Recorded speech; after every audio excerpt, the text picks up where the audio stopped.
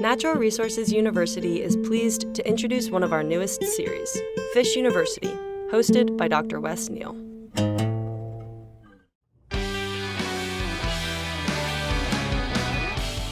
Welcome to Fish University, your one-stop shop for the science behind fish management.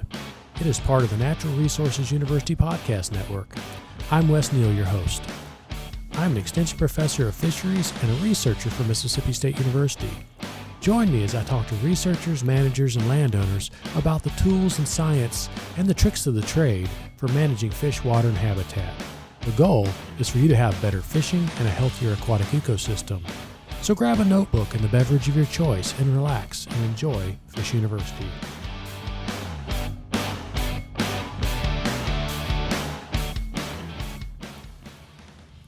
Hello, everybody. Welcome back. This is episode 2 of Fish University.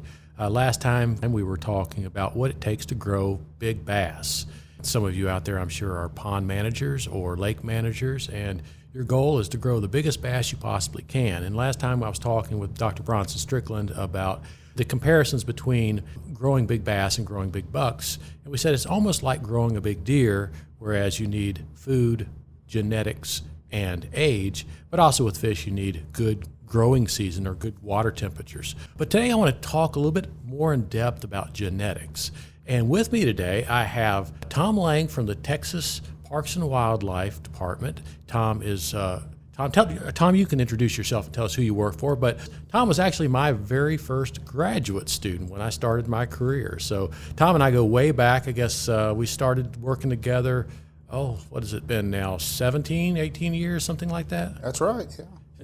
So Tom, tell us who you work for and what you do. So I get to work for the great state of Texas, for Texas Parks and Wildlife Department, where I get to serve the anglers and the fisheries resources of Texas as the director of the Texas Freshwater Fisheries Center. Awesome, man. So at the Texas Freshwater Fisheries Center, I know you have several programs. The one we're really going to talk about today is the Toyota Share-Lunker Program, but tell me what else goes on there. I know it's an educational center. So TFFC, as we like to refer to it, TFFC is one of 5 working freshwater fish hatcheries in the state, and this is our production hatchery for largemouth bass.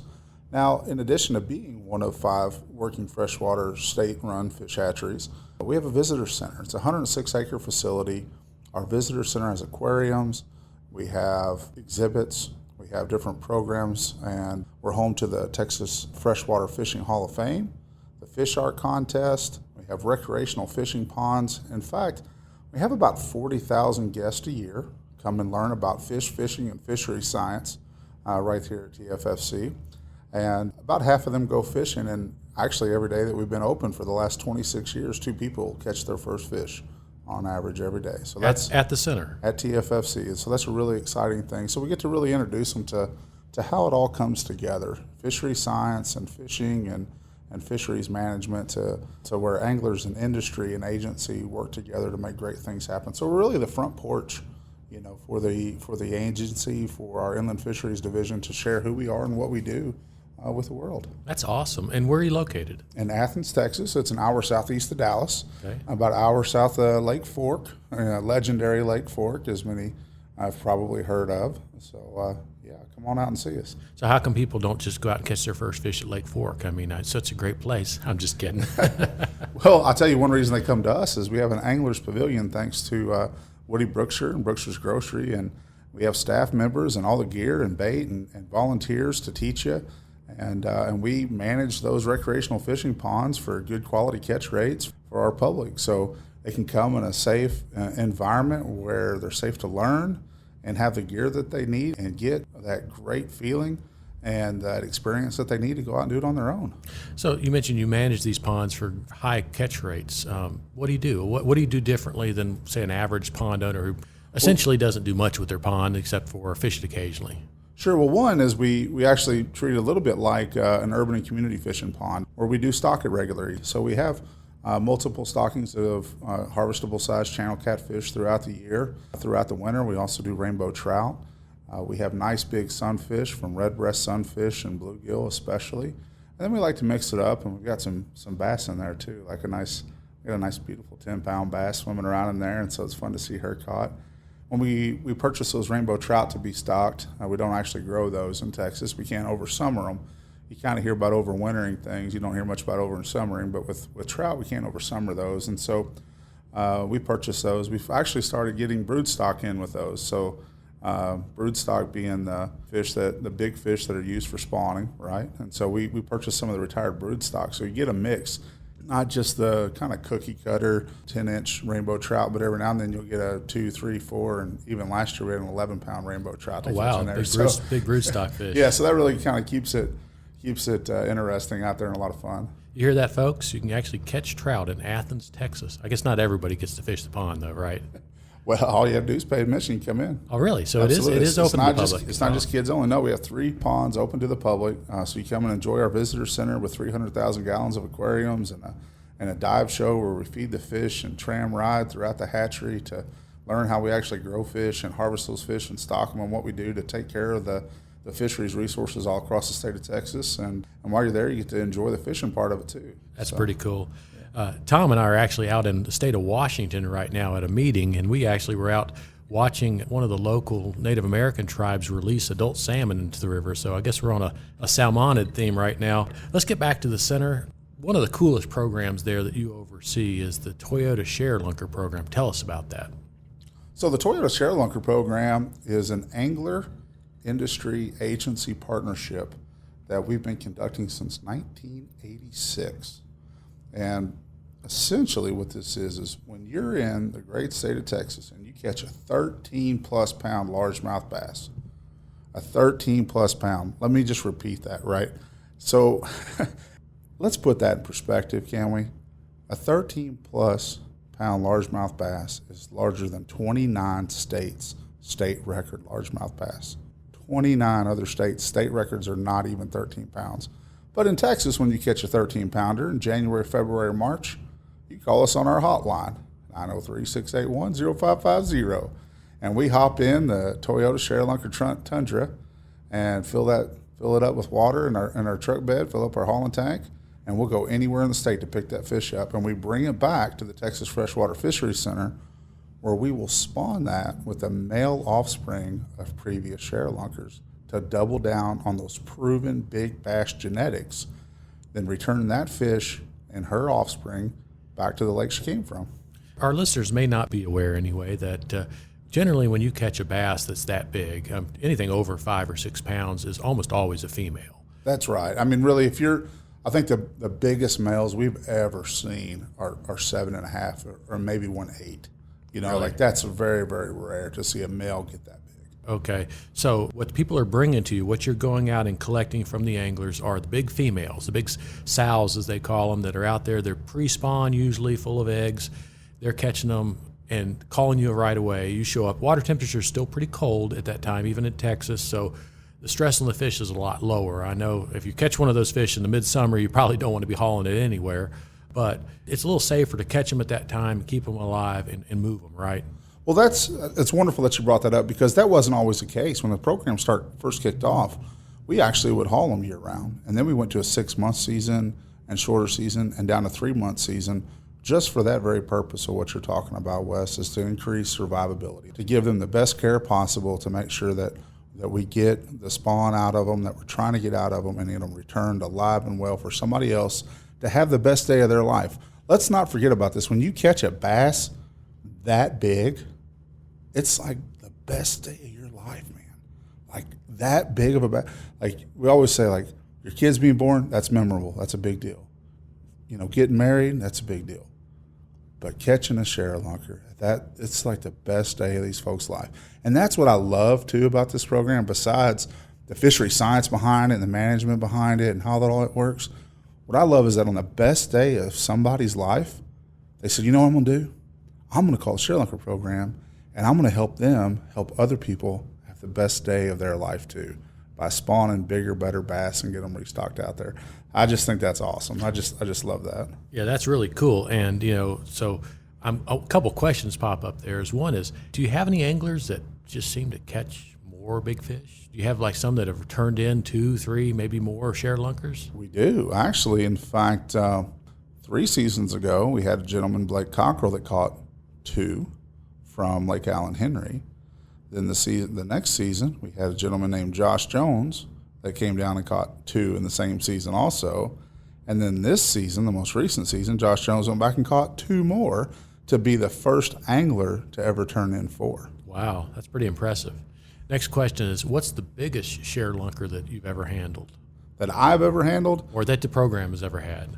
First off, we were talking about 1986, right? That's when this program kicked off. So we got to talk about some really cool stuff here. This is a time when catch and release into grease was still prominent, not catch and release, right? Let alone catch photo release tournaments like Major League Fishing and things. And so we're talking about a time people are like, man, they're not going to give you your fish. Why would they loan you their fish? They're going to go mount that. They're going to eat that. They're going to do. Like, they just got this huge bass. Why would they do that? Nobody's going to support this program. It's not going to work. It's going to be a failure. So November 26, 1986, Mark Stevenson, who's now in the Texas Freshwater Fishing Hall of Fame, angler Mark Stevenson catches a 17.67-pound largemouth bass out of Lake Fork, a new Texas state record at the time, right? Share-Lunker number 1, who he then named Ethel. And so Ethel, this big, beautiful new state record, kicks off the program, and everybody says, well, if they would turn in the state record, why wouldn't I support it too? And so Mark Stevenson really helped to kick off this program. That's that angler agency partnership, believing in us to do the right thing. Then, by the way, on a side note, Ethel went to Springfield, Missouri, to the Granddaddy store of Bass Pro Shops for 9 years, where Mark Stevenson was paid to have her on display. And she lived for another 9 years on display in that store, and millions of people flocked to Springfield to see a bass that big, to see a 17.67-pound bass. That they grew certainly much bigger than that in captivity. Bass Pro does a great job of taking care of their fish and things. And so they had a funeral for Ethel too 9 years later. They actually, I've watched the video of it. Ethel helped to make Bass Pro Shops. So she survived 9 years in captivity? 9 years. How old do you think she was when she was caught? 9 or 10 years old? Well, that's the thing. And so because we've had some mortality, which actually this past year we had 100% survival of our fish, I want to say that, and we've gotten much better over the years as we've handled these bigger bass. But there has been mortality in the program, which we've been criticized for, but we learn. Science is a process. We learn, we get better. But when those fish have passed, we've collected their otoliths, and we've aged them. And on average, a Share-Lunker is a decade. It's about 10 years. Do you find that scientific term? Tom, you just mentioned an otolith. A lot of people may not be aware of what an otolith is. Can you tell them what that is? Well, sure. Those are the ear stones inside the head of a fish. And so they're bones in their head. And then it's a lot like a tree where you can take those bones out and age them. So they lay down additional layers of bone as they grow. And depending on things, we can actually take those, shave those down, essentially count the rings for simplicity's purposes, and age that fish. So how old did you say these big females were on average? On average, it's a decade to make a Share-Lunker. Okay, so Ethel lived 19 years. I remember the record for largemouth bass is out of a colder water habitat up in New York. I think it's 24 years. That's a wild fish, not a fish held in captivity. So she lived a long time. That's pretty impressive. Well, she probably lived a long time. I don't know that Ethel was actually aged. I can't confirm that. And I'll say this, that you got to keep in mind is Lake Fork was built not very long before she was caught. Now, that's not saying that she was a fingerling stocked in there. Maybe she could have been an advanced fingerling. Maybe she could have washed in when it was impounded. We don't know. But we're only talking that Lake Fork was only a few years old, 4 to 6, it was 82, I think. Anyway, six years or so, 6-7 years is all that lake was. Wow. And so she grew really fast. She could have been just an extremely fast grower, or she could have been a fish that had a good jump on everybody else. And when that reservoir filled up, she washed in from a pond that got flooded and just jumped on it and took off. Who knows? So now what we're really talking about here, though, is genetics, right? Mm-hmm. We're talking about fish that are prone to grow large, whereas other fish may not be. Obviously, if you're out fishing and you catch 10 fish that are 10 years old, and one of them's 16 pounds and the rest of them are 6 pounds or 7 pounds, that one fish had some innate genetic ability or some lifestyle choice that allowed it to get more food, but either way, it was able to grow bigger than everybody else.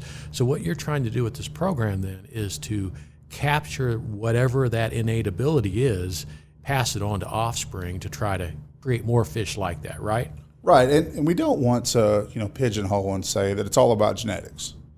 I want to make that clear as we go into this, though. Wes. I mean, we can say genetics are important, and then you'll have to go, yeah, but it's about habitat. Yeah, it is. No, it's about prey base. Yeah, it is that too. No, it's all of that. And our fisheries managers at Texas Parks and Wildlife are managing for each of those. And now we're just trying to make sure, or not just now, but with this program for the past 36 years, we're trying to make sure that we're also putting our best foot forward in the genetic front as well. Yeah, and you can think about it like a combination lock, one of those combination locks that you have to put 4 numbers into, and everybody uses like the last 4 digits of their Social Security number or something. If any one of those numbers is right, the lock's not going to open. You need to have all 4 numbers correct to unlock that lock, or you need to have all 4 of those factors correct to grow the next world record bass. The world record bass isn't going to come from Minnesota ever, because the water temperatures are never appropriate to grow trophy bass. Just like the world record bass is never going to come from a system with low productivity because there's not enough food. But if you don't have genetics, or if you don't have a fish that's allowed to get old enough, you still aren't going to grow a bass. You need to have all the factors need to come together in the right time and the right place, correct? Oh, absolutely. And it's just one of those things where, there's as much of an art to fisheries management as there is a science. And there are things that you can control or have some level of a semblance of control over, and there's some things that you can't control. And the things that we can have influence on, we want to make sure that we're putting our best foot forward on those. And that's genetics. That's one of the pieces of that is genetics. And the Share-Lunker program helps us to do that. And, it's not Jurassic Park. We're not gene splicing. We're not, grabbing a frog. I mean, unless we're fishing topwater and trying to get it. But so it's nothing like that. But it's just going, you know what? It's proven. You did it. You got this big. Let's make sure and try to get more of those out there just like that. Exactly. And to be in all honesty, there are some hatcheries out there that are doing some pretty crazy things with genetics, but that's a topic for another time, I think.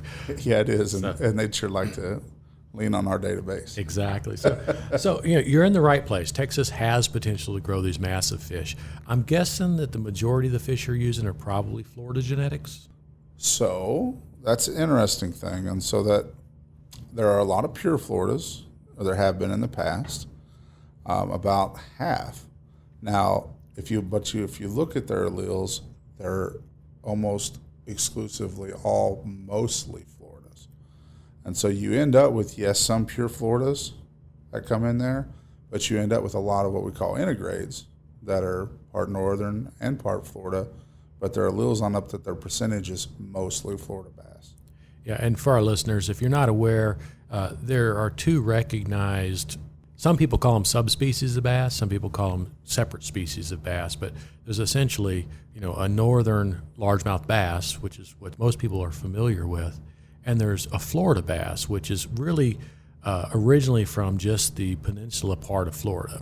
And then there's a natural zone of what Tom used the word intergressed or intergrades, a natural zone of mixing where the 2 populations overlap, and that's pretty much of the southeast, northern Florida, Georgia, Mississippi, Alabama, some of Texas. That area has the zone of intergression, and if you go up north, you're up in Kentucky, Ohio, Minnesota, that area. That should be exclusively northern largemouth bass. Northern largemouth bass don't necessarily grow slower than Florida bass. They're designed for a cooler climate. And they grow really fast in that climate, but because that climate doesn't have the long growing seasons that we have down here, they don't reach the ultimate maximum sizes. But if you take those fish and you transplant them to the south, it's too hot for them and they don't do nearly as good. I always used to tell my listeners that the magic line is somewhere around I-40, where I-40, Interstate 40 crosses the United States. Above that, northern bass tend to do a little bit better. Below that, Florida bass tend to grow a little bit bigger. But it really is genetics is just, as we said before, it's just one piece of the puzzle. If you've stocked northern bass in a pond in northern Alabama, it doesn't mean you're going to have slower growth. It's all about management. It's all about getting the right food to those fish and keeping the number of mouths that are there to feed at a reasonable level. You don't want the bass to become overpopulated because there's no food to go around. So it's really, genetics is just one piece of that puzzle.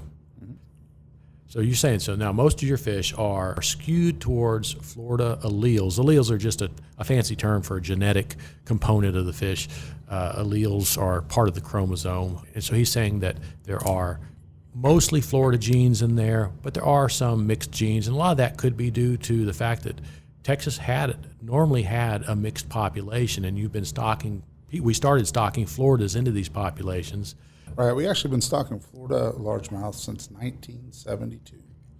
So this was our 50th anniversary of bringing Floridas to Texas. And what's really interesting about that is the agency didn't have the money to do that, and our fisheries director, Bob Kemp, paid for them. Out of pocket? Out of pocket. Wow. Yep. So we can all have a debt of gratitude to the passion and dedication of that director, who is in our Texas Freshwater Fishing Hall of Fame, because he believed so much that this was the right way to go. And now we have multi-billion-dollar economic impact of direct expenditures of fishing in Texas, so much of it, coming from our bass anglers annually. Wow. So, yeah, that's thanks, Bob. So Tom, you said you're testing. I'm assuming you test every Share-Lunker that comes in for genetics? We do. So I also wanted to point out we actually have a response team now too. That we started the last couple of years. And so when you do make that call and we come to pick up your prize, 13-plus pound largemouth, then we will actually we'll initiate a response team where our local biologists try to get to that fish faster, and then we communicate with them en route. And what that does is it helps to get that bass in the hands of our professionals sooner, so we can give it first-class fish health care. It's kind of like getting it into the ambulance before we get it to the hospital. And we take it back to TFFC, and then we're going to treat that. We're going to look for any abrasions, any cuts, any nicks, anything that it may have wrong with it, hook marks, broken jaw, whatever. Does it need to be fizzed or not fizzed? If we do fizz it, we're certainly going to fizz it through the side. We're not going to over fizz it. Might want to explain what fizzing is. So fizzing, a lot of times when you want to hit your button over there, that's a great button to hit. Another fisheries term. A lot of our anglers will know what fizzing is, and that's where we actually take a needle and puncture the swim bladder to let out excess oxygen. If you ever done any diving, it's kind of like the bends. You're trying to get these gas bubbles out well on fish. Those are held in the air bladder and the swim bladder, and so it's a way for us to help them to regulate their buoyancy. Also, this is a lot like what the reef fishermen are doing, the snapper fishermen that are catching fish at hundreds of feet. So I wasn't aware these fish were being caught so deep. Yeah, absolutely. They can be caught, 20, 30, 40 feet deep sometimes and have those issues. Problem is that in the past, a lot of folks think that you want to fizz them through the mouth. I'll go right through the throat and do that. But that's not been a good thing, and research has borne out that you can hit the organ that actually helps to regulate that. And if you damage that organ, they're not going to be able to control their swim bladder and manage that buoyancy in the future. And so we actually go through the side and do that, and that works really well for us. That's also when we take our genetics. And by the way, we do this when they're all anesthetized. Then they get their own tank. We put these prize sows in their own tank and treat them like the queens that they are, and give them just the best habitat possible so they can recover and be ready to spawn for us. And then you put on some berry white, spill a little wine into the water, bring the male forward. How's that work? Well, that's proprietary. Can't share all that information. No, actually, you'd asked the biggest lunker. So Ethel's not the biggest lunker ever. She was. Okay. And then along came, I believe it was Share-Lunker 105. Might be 109. 105, though, I believe it was. Barry St. Clair, a farmer, went back to legendary Lake Fork, and he caught the still state record, which has stood since 1992, of 18.18 is the Texas state record. And she was turned into the program and spawned as well. Wow. So heck of a fish. Now, the biggest one that I've seen that has come into our program was this past year when Share-Lunker came in that weighed 17.06 pounds off of OHIV. We like to say OHIV because that lake has absolutely exploded the last couple of years.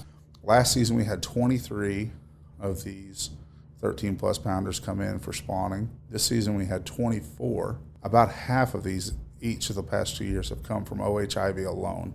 This small 12,000-acre reservoir outside of San Angelo in West Texas. So for all the bass fishermen out there, you might want to write this down. Ivy. Was it I-V-E-Y? Is that right? I-V-I-E. I-V-I-E. Okay. And if you haven't heard of OHIV, you're probably not much of a bass fisherman. It's the hottest bass fishery in the country right now. Wow. It's amazing. And so we caught 1706. And what's interesting too is we have a display at TFFC of the top 10 share-lunkers ever turned into the program, the top 10 biggest lunkers. What everybody says when they look at that display is, "Oh, look at that! You notice anything?" And it's all Lake Fork, Lake Fork, Lake Fork. All 10 of the top 10 biggest share-lunkers came off of legendary Lake Fork until this year, when the 7th biggest bass ever caught in Texas history was turned in off of OHIV. How old is that lake? Actually, it's a pretty young reservoir. It's about 30 years old. Okay, so it may just now be peaking, it sounds like. Well, you're talking about West Texas when you have a lot of water level fluctuations. And so in 30 years, it's had like 4 really wet cycles. And that's when, we had in 2010 a ton of share-lunkers come out of Ivy as well. And so then look, here we are 12 years later, when you're stocking on top of these water level rises too that come along with that.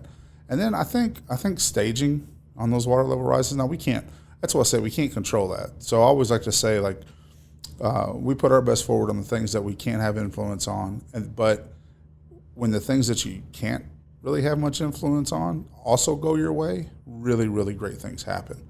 I can't make it rain, right? If I could make it rain, we'd be full regularly, right? So out in San Angelo, you would have a rain event and you get a lot more acreage. And then they would utilize that habitat. The fishery would expand into it. You'd have a good prey base expansion, the bass, and then you had another water level rise. And so it was a lot about timing too. Timing that we didn't have much control over, but what we did have control over, making sure we were stocking it right, that our timing was right, that we were on top of the population. If we needed to make any regulation changes, we could do that. That was all happening, and our biologists out there were on top and did a great job, and now our anglers are enjoying the fruits of the labor. Now, I'm sure a lot of folks would want to know, what happens to these big sows when you spawn them? Well, when we spawn them, we get done, they recover, and we call the angler, and we go back and meet them. The angler gets to put that fish right back in the lake. Do they go back to the same place they caught them usually? A lot of times they do. They know there was a reason they caught it there. Or, it's kind of like fishing with that favorite lure, right? Fishing in your favorite spot. So you have confidence in that favorite lure, you're going to throw it more often. When you have confidence in a spot, you're going to fish it more often. So why wouldn't you put your big old fish right back where you got it? The only reason I can think of is maybe they don't want to show you where it's at. Oh, there's good trust between us, Now, the $1 million question, of course, is, so you've been spawning these fish. You pick out a male that's come through the program, so it has the genetics there, because we can't really tell if a male is going to be a big fish or not, because it never gets as big as these females. You get a lot of fingerling bass you produce, and you put them back in the reservoirs. Are you seeing results? Are any new big fish coming in that were offspring of the program?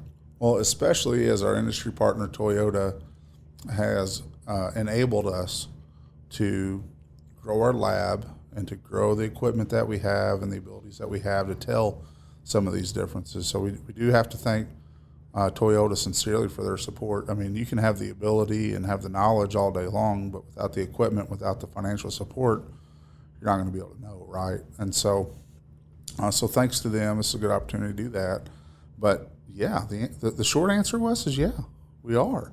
In fact, we can actually, and I say we, I mean, it's our geneticist, Dehar Lutz. I mean, he's amazing. He's been able to trace back share-lunkers. We have it's almost like Ancestry.com. We have a chart where you can actually trace back share-lunkers 6 generations, all the way back to share-lunker number 9. Share-lunker number 9 spawned this share-lunker, spawned this share-lunker. Well, that share-lunker spawned these 2 share-lunkers. And this one up here, she spawned 3 more. that turned out to be Share-Lunkers. Lake record at Marine Creek, which was then broke by our sister, which is a new lake record at Marine Creek, lake record at Tyler State Park, lake record at Lake Nacogdoches, lake record at Coleman City Lake. There's 5 different lake records that have been broken out there that all stem back to Share-Lunker number 9. What I'm hearing is there's a lot of inbreeding in Texas. Sorry, I had to go there. Well, I knew you would because I know you're from Virginia. And so, of course, that'd be a top-of-mind deal right there for you, wouldn't it?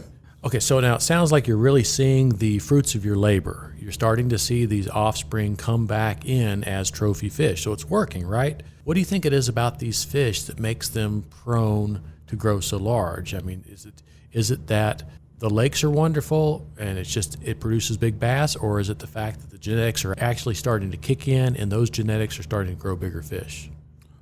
I think it's all the above, frankly. And I'll say this.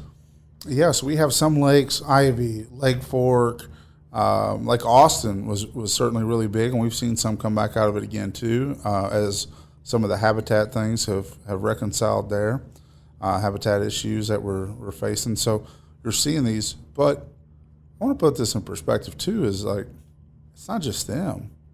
This year, Little Lake Daniel, northeast of Abilene, produced 2. Including the 39th biggest largemouth bass ever caught. We actually had 4 top 50s turn in this year. 4 top 50 biggest bass were turned into this program this year. I think that says something of the way that we're going, right? But I also want to say that Little Lake Daniel, when it turned out that first Share-Lunker that it ever had before, it became the 75th different public water in Texas to produce a Share-Lunker. Yeah, that's key. I mean, these are not fish coming out of private ponds where they have no access. This is lakes, some of them fairly large reservoirs with intensive fishing pressure that are producing these monster fish. Oh, absolutely. And I think that's something to keep in mind. We have had 20 different private waters turn those in. Now, we won't restock those. If people want to help the program, we'll take them. And there's other benefits. I mean, we have the angler replica mount. They get put in for a $5,000 gift card drawing from Bass Pro Shops. I mean, there's a host of additional benefits. Plus, I mean, it's a big deal to be an angler that caught a Share-Lunker. You know? I'm sure, yeah. I bet there's some serious accolades that come along with that with your bass fishing buddies. Oh, absolutely. That's some bragging rights right there. Yeah, they say, you get in an argument, I don't want to hear anything until you catch a lunker. Okay, then you can come talk to me about how great a fisherman you are. I always tell people that as a fisheries biologist, one of the most humbling experiences I have as an angler is when I'm doing my job out electrofishing, and I go out to the places that I fish regularly, and I catch fish, but I don't catch what's there. And the electrofishing unit comes across an area, and these monster fish roll up, and you're like, why don't I ever catch those? And that's the most humbling experience when you know they're there, you've seen them, and when you go out there and try to catch them, you can't. Yeah. So, and then from a public water manager, the other side of it is when your anglers are griping about how you need to stock fish, and you're going, guys, they're there. I'm not trying to be mean, but they're there. You're just not catching them. Yeah, and that leads me to my next question, which was, how does the public view the program? Do you have a lot of public support? Is it generally well accepted? Well, it's always changing a little bit, but I'll say this.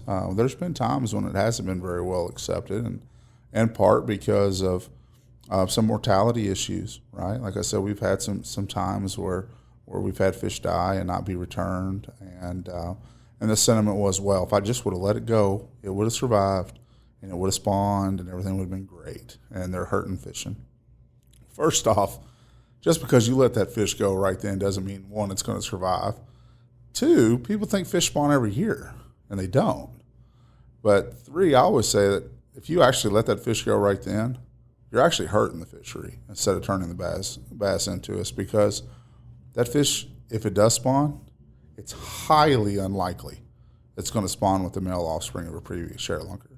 So you're not doubling down on the genetics the way that we are. And the other thing is that we're going into a first-class situation in our hatcheries where they're going to have everything that they need to not just more than likely spawn, but spawn in the perfect conditions to get the most fertilized, the best eggs out, and then also the better hatch rates, and then fry conversions into fingerling, and then those fingerling back out into the lake. And so the return, that which is about 80% for us on average, that return from our spawn to fingerling size and contribution to the population, much better when you're coming from our hatchery. And so that's why we say it's so great that you turn those in. It's a good thing. But there has been some negativity because they don't always spawn. Not every fish spawns, and we've had some mortalities. But every time we've had a mortality, we've learned. We're dealing with fish that, even in our fisheries profession, Wes, that most people never touch. Fish like this old, this big, these geriatric, large females. So we're adding to the knowledge base about treatment, about care, and then learning and altering what we do. That's why we have the response team. And that's why you saw, so over the history of the program, there's about a 73% survival. Early on, it was about 2/3 survived that were turned into the program. As we've altered, since 2000 up until the last 5 years, about 83%. And now we're well over 93%, 95% survival on average over the last several years. So we're really proud of the strides that we've made and the way things have been going there. And so I think that, and then you couple with just so much success over the past couple of years, when you have 47 of these big bass turned into the program. And we know there were more caught. Not everybody turns every one of them in, but we had just so many of these turned in. I think success makes us a lot easier to be likable. Oh yeah, and you don't need that many, right? Because one of these big females, how many eggs do you think she produces? They average about 20,000. About 20,000 eggs, and you're saying 80%? Is that of fry or egg survival? All the way to fingerling. From eggs. Yes. So you're looking at 80% of that's going to be what, 16,000? That's right. 16,000 fingerling bass with genetic potential to grow monstrously large, going into the lakes. When in the wild, I would say you're probably looking at less than 1% of those eggs making it to that size range. That's huge. Yeah, exactly. That's fisheries science in action. That's your license dollars at work, by the way. Yeah. Make sure that we're using your fishing license dollars to do this. It's not just to go out and pave a road or something. It's good stuff that's happening there. I think it's also kind of interesting, Wes. Do you know that the eggs of a Share-Lunker female are bigger than just our regular Florida bass broodstock? Really? Yeah. So we learned that. That's kind of one of those little nuggets that you kind of come across when we're going through and doing our conversions and counts, and we realized we were overestimating some because the eggs were bigger. And so we had that realization and had to go back and adjust our numbers. That would suggest to me at least that she's investing more resources per egg, which means each egg would have a greater opportunity to grow and survive. Yeah. Would you say that's true? Yeah. So I just think it's amazing, though, that a Share-Lunker is bigger before it's even fertilized. Wow. That's kind of an interesting way to look at that, too, So I want to tell you that it's a pretty interesting thing is, as we said, some of these are Florida bass. Now think about how many that we're stocking, right? So we've stocked about 1.25 million fingerling Share-Lunkers over the history of the program. We stock 4 to 6 million Florida bass every year. So I'm talking about 35 years, 36 years, we've stocked 1.25 million fingerlings, but we're stocking 4 to 6 million pure Floridas. And yet, think about that statistically, Wes, that we're still seeing these offspring come back. Joe Castle's fish, Share-Lunker 583, not only do we know the Share-Lunker that was her mother and her grandmother and great-grandmother and great-great-grandmother and great-great-grandmother was Share-Lunker number 9. Not only do we know that, we know when she hatched. We know when we stocked her. And we know when she came back at over 15 pounds. This is starting to sound like muskie fishing up north, where they know every fish by name. So, but I was going to say is what's really cool is this next phase of what Share-Lunker has enabled us to do is we're not just starting this year. We actually pulled the trigger and we're able to do this. We're not just stocking Share-Lunkers, and we're not just stocking pure Floridas. Our pure Florida bass stocking that we do is completely converted to Share-Lunker lineage pure Floridas. And we call those Lone Star bass. So these Lone Star largemouth bass that we're producing at Texas Parks and Wildlife are the lineage of pure Florida Share-Lunkers. So earlier I said that these Share-Lunkers are, one, mostly Florida bass. So they're mostly made up of Florida and their alleles and their genetics. And some of them are pure Floridas. And then we're stocking all these other pure Floridas, 4 to 6 million pure Florida bass, right? So, but when we get these Share-Lunkers in that were pure Floridas, we held some of their offspring back. And we grew those in our hatchery to make brood stock. So we have completely converted our Florida largemouth bass production to Share-Lunker lineage pure Florida. So you think these production bass, that's good, and then there's just that creme de la creme of them, and we've converted all that. And so now we're going to be stocking 4 to 6 million that have somewhere in their lineage, in their ancestry, proven to have had a bass in their family and their lineage grow over 13 pounds. Now, can I be devil's advocate for a minute? Well, of course. Okay, let's think about it this way. What if you are successful and you convert all Texas fisheries to extremely fast-growing trophy potential fish to where the average angler can go out and catch a 10-pound bass every other trip? Don't you push the goalposts a bit? Aren't you pushing the goalposts down the road and sort of saying, okay, well, now a 10-pound bass really isn't all that impressive anymore. Now you got to catch that 15-pounder now, or are you a little bit worried about I don't know, raising expectations higher and higher to where it's not even natural anymore? Well, I look forward to having that problem, one. And two, I think that we're already kind of on our way. I don't know if any of our listeners out there have ever heard of a gentleman that we love so much in Texas and across the country named Robert Earl Keene, who wrote a song about 5-pound bass. 5-pound bass was a moniker for something good happening in your life. 5-pound bass. Winning lottery ticket, that's 5-pound bass. Hey, man, extra fries, that's 5-pound bass. So 5-pound bass right now has become less of a big deal. I want my 8, I want my 10, where's my double digit, right? And so, yeah, we're kind of going that route a little bit. But, man, it sure is fun along the way. Is your ultimate goal to break the world record? No, it's not. It's not even to make a new state record. Now, if that happens along the way, that's outstanding. That's fantastic. Our ultimate goal is to make bigger, better bass fishing for everybody. We want you to be able to go out and catch the biggest bass of your life. And so we're trying to make the best bass fishing that we can all across Texas. And so really that's our goal. And if doing that produces a state record or a world record, man, we're going to jump up and scream and be so excited too. But that's, that's a very rare thing. There's a reason that world record has stood for as long as it stood. And there's a reason our state record has even stood for as long as it stood. It's from 1992. I think that's really the right way to do it.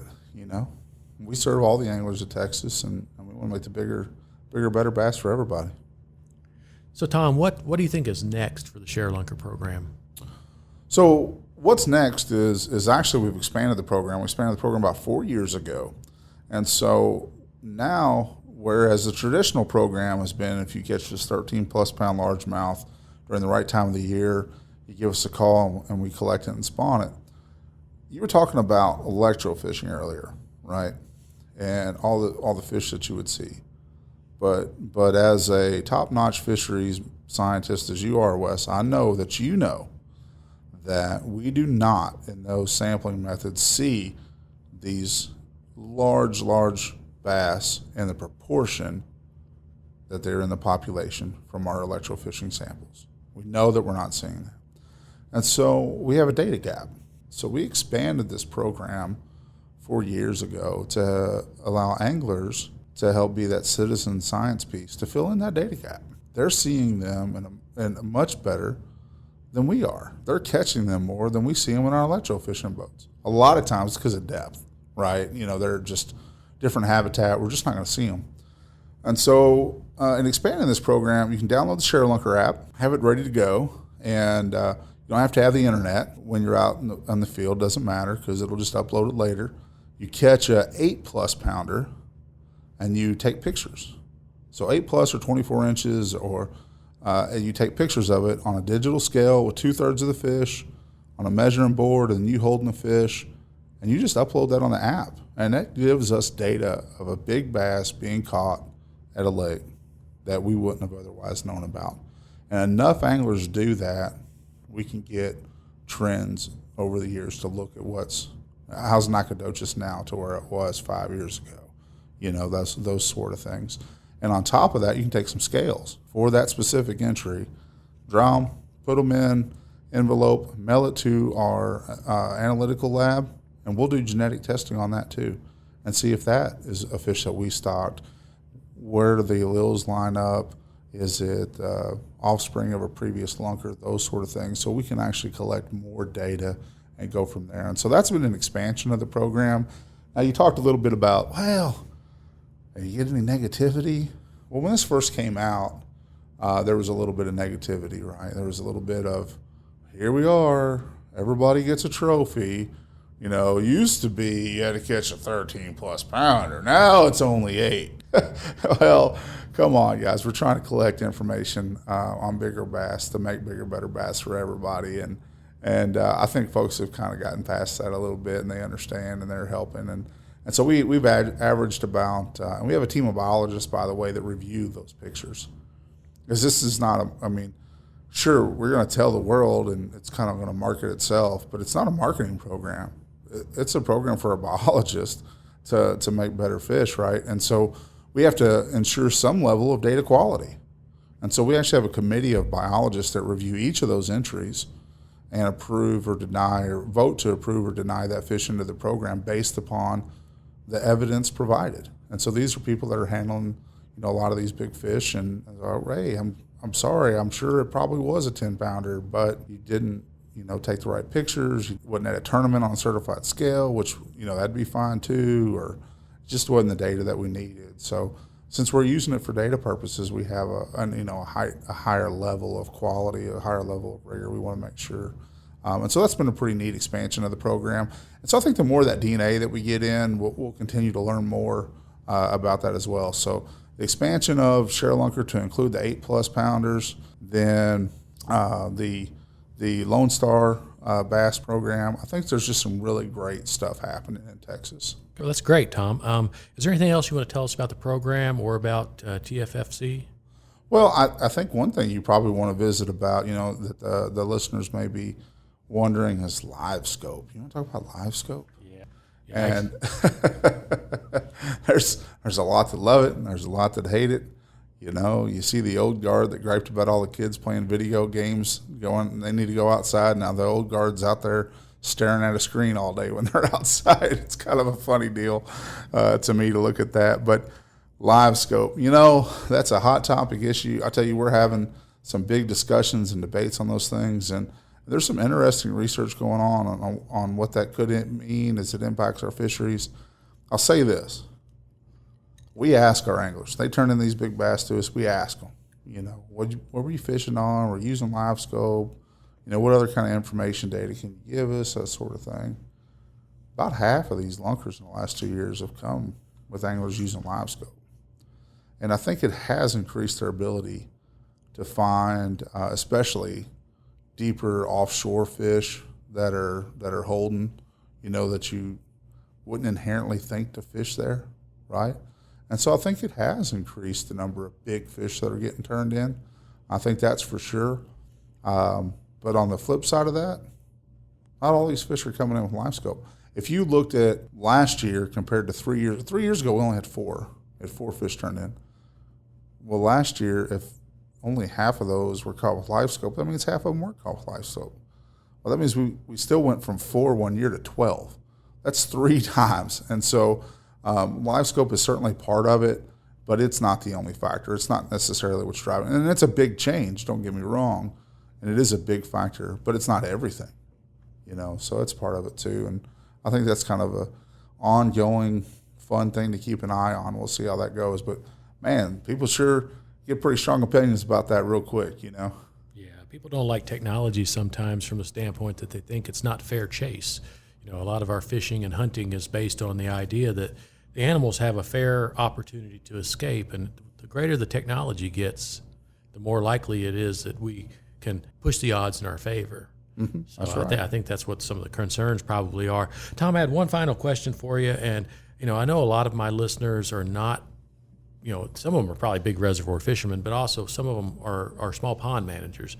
What do you think they can take home today from what you're doing with the Share-Lunker program that they can use in their own ponds? And we've talked a lot in the past about things like selective harvest and the need to reduce population size in ponds.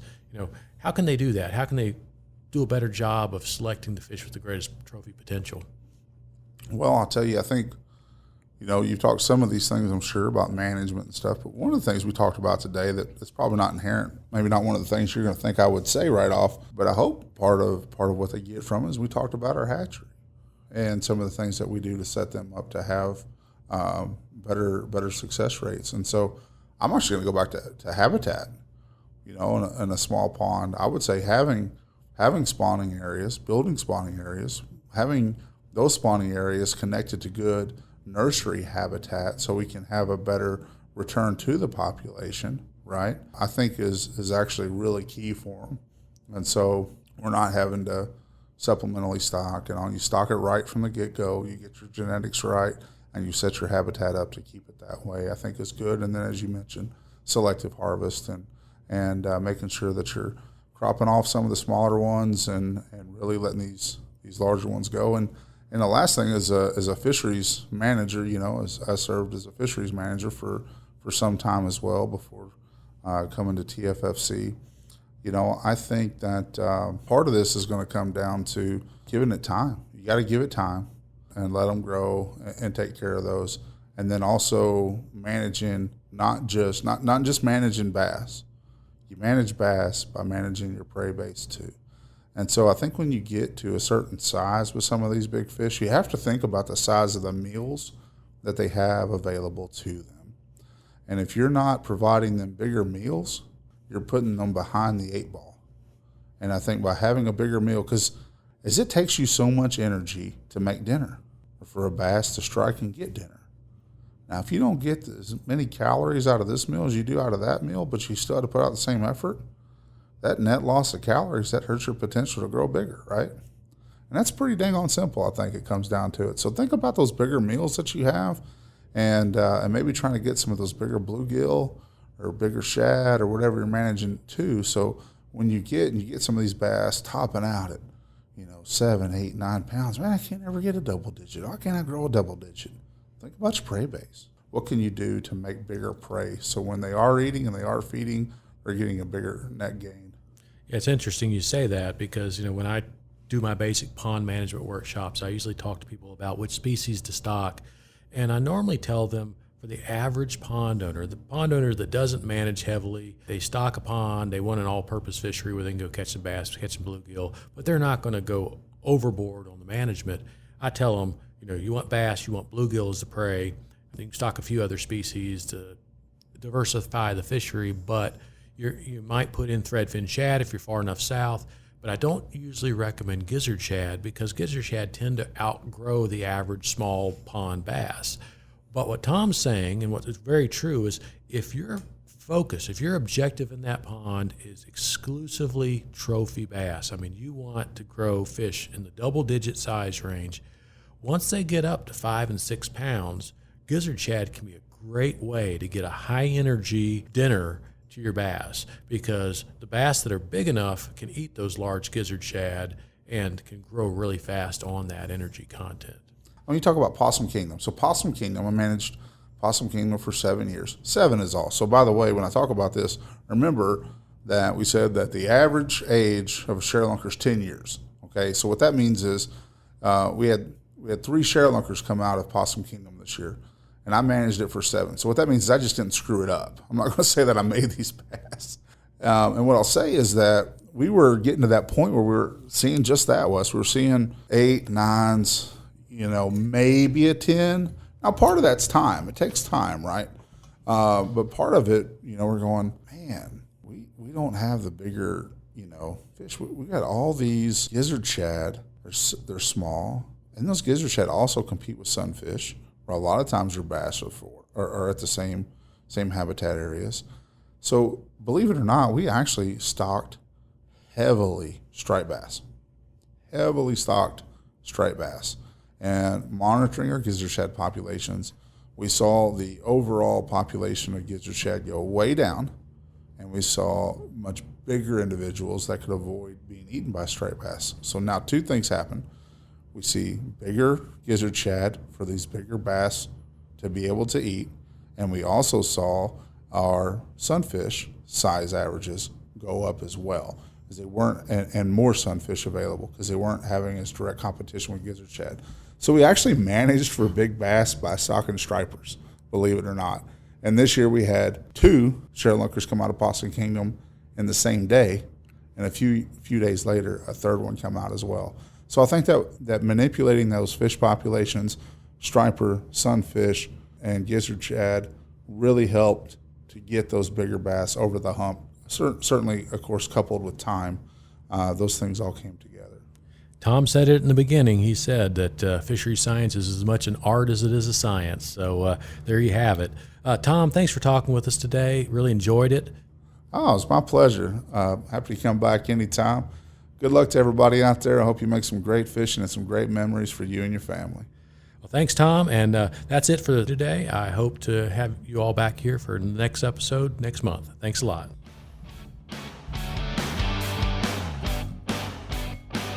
Fish University is hosted by Wes Neal, an employee of Mississippi State University Extension Service and a faculty member in the Department of Wildlife, Fisheries, and Aquaculture.